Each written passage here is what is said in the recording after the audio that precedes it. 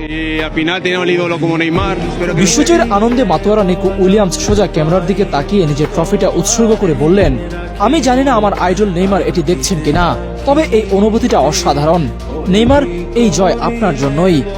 এবার একটু ভাবুন, নিজে কোনো ফাইনাল না খেলেও বড় কোনো আন্তর্জাতিক শিরোপা না জিতেও কিভাবে একজন খেলোয়াড় নতুন প্রজন্মের কাছে এত বড় অনুপ্রেরণা হতে পারেন।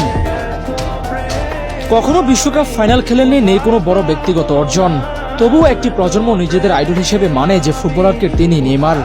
লামিন থেকে দেজিরি দুয়ে, আর এখন স্পেনের আরেক তরুণ তারকা নিকো উইলিয়ামস, যাদের লক্ষ্য একটাই, নেইমারের মতো হয়ে ওঠা। স্পেনের হয়ে গতরাতে স্বপ্নের বিশ্বকাপ জয়ের পর ক্যারিয়ারের সবচেয়ে বড় অর্জনের দিনেও তিনি ভোলেননি তার শৈশবের হিরো নেইমারকে।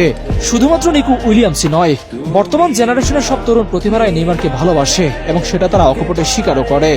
উয়েফা চ্যাম্পিয়ন্স লিগ জেতার পর পিএসজি তরুণ তারকা দেজিরে দুয়েও নেইমারকে নিয়ে তার ভাবনার কথা জানান। তার ভালোবাসা এতটাই গভীর যে 2025 সালের চ্যাম্পিয়ন্স লিগ ফাইনালের পর পিএসজির জয়ের মঞ্চে তিনি ব্রাজিলিয়ান কিংবদন্তি মার্সেলোর কাছে গিয়ে বিশেষ অনুরোধ করেছিলেন। তিনি মার্সেলোকে বলেন, নেইমারকে আমার পক্ষ থেকে শুভেচ্ছা জানাবে, সে আমার আইডল। মার্সেলো তখন তাকে বলেন যে তিনি নেইমারকে ডেজিরিকে ইনস্টাগ্রামে ফলো করার কথাও বলবেন। পরবর্তীতে নেইমার সত্যি তাকে ফলো করা শুরু করেন।